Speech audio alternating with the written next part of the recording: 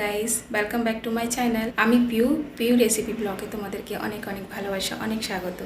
আশা করি তোমরা সবাই ভালো আছো, আমিও খুব ভালো আছি।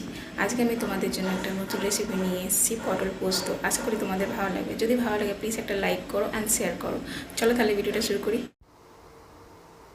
তো গাইস, আমি এখানে নিয়ে নিয়েছি 500 গ্রাম পটল। পটলগুলোকে ভালো করে আমি ছাড়িয়ে নেবো পরিষ্কার করে। এখানে আমি পটলগুলোকে ভালো করে দু সাইডটা কেটে নেব, দিয়ে পেটগুলো হালকা হালকা চিড়ে দেবো। পটলগুলো হালকা হালকা করে চিড়ে নেব।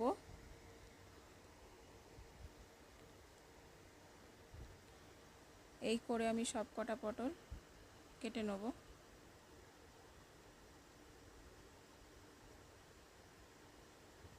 তারপর আমি ভালো করে পটলগুলো ফ্রেশ করে ধুয়ে নেব। ধুয়ে নেওয়ার পর এর মধ্যে আমি নুন, হলুদ আর তেল দিয়ে ভালো করে মেখে নেব।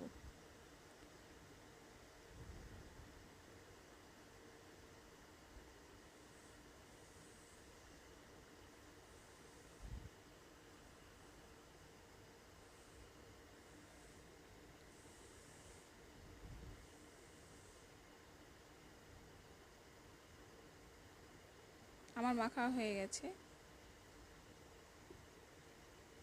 এবার আমার মশলার জন্য লাগছে পোস্ত, সর্ষে, স্বাদ মতো নুন আর 6-7টা কাঁচা লঙ্কা। এইগুলোকে আমি ভালো করে পেস্ট করে নেব। তারপর চলো রান্নার দিকে যাই। চুলায় আমি কড়া বসিয়ে দেবো। কড়া গরম হয়ে গেছে। এবার আমি কড়ায় সর্ষের তেল দেবো। পুরো রান্নাটা আমি সর্ষের তেলেই করব।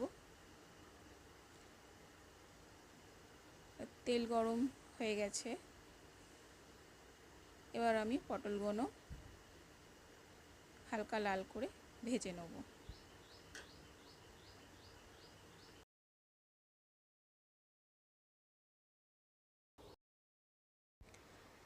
পটল ভাজা হয়ে গেছে।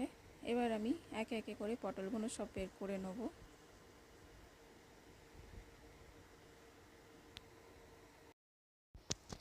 এখানে ফোড়নে দেবো কালো জিরে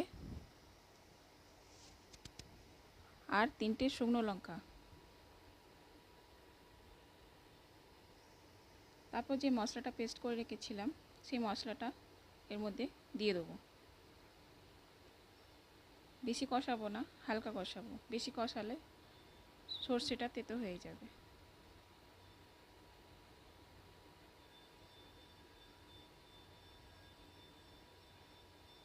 তো মশলার বাটিটা ধুয়ে আমি জলটা দিয়ে দেবো।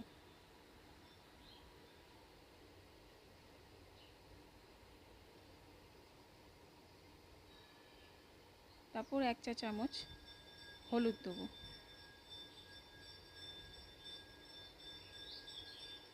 দিয়ে ভালো করে হালকা কষাবো।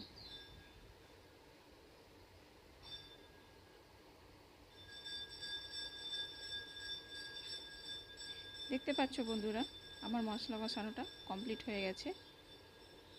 মশলার কালারটাও কিরকম চেঞ্জ হয়ে গেছে।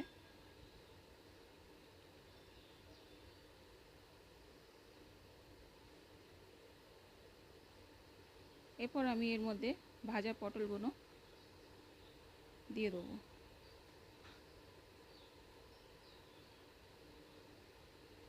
দিয়ে ভালো করে মশলার সঙ্গে পটলগুলোকে কষিয়ে নেব।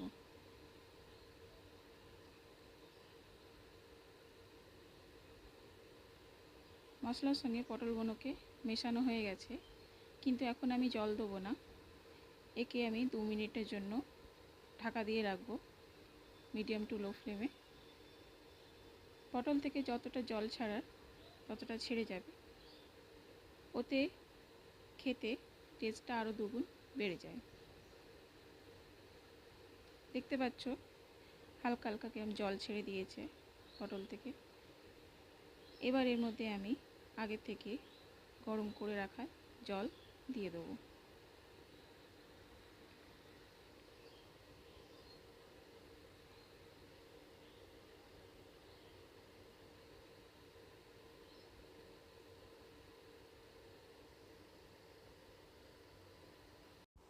জল দিয়ে আমি ভালো করে নাড়াচাড়া করে নেব। ভালো করে মিশিয়ে নেওয়ার পর আমি একে 5 মিনিটের জন্য ঢাকা দিয়ে রেখে দেবো। 5 মিনিট পর ফিরে এলাম। আমাদের পটল পোস্ত রেডি হয়ে গেছে। দেখো কি সুন্দর কালার এসছে। তো বন্ধুরা, বাড়িতে এইভাবে তোমরা করে খাবে, দেখবে খেতে খুবই ভালো লাগে। অবশ্যই যদি ভিডিওটা ভালো লেগে থাকে লাইক করো, আর নতুন চ্যানেলে যদি নতুন হয়ে থাকো প্লিজ সাবস্ক্রাইব করে নিও। আবার দেখা হবে। করি গাইস, তোমাদের ভিডিওটা ভালো লেগেছে, যদি ভালো লেগে থাকে প্লিজ একটা লাইক করো, আর চ্যানেলে যদি নতুন হয়ে থাকো প্লিজ একটা সাবস্ক্রাইব করে দিও, যাতে আমি নতুন কোনো ভিডিও ছাড়লে তোমাদের কাছে সবথেকে আগে পৌঁছায়। আর ভিডিওটা বেশি বড় করব না, আজ এই পর্যন্ত। আবার দেখা হবে নতুন কোনো ভিডিওতে। ততক্ষণের জন্য ভালো থেকো, সুস্থ থেকো, আবার দেখা হবে। বাই।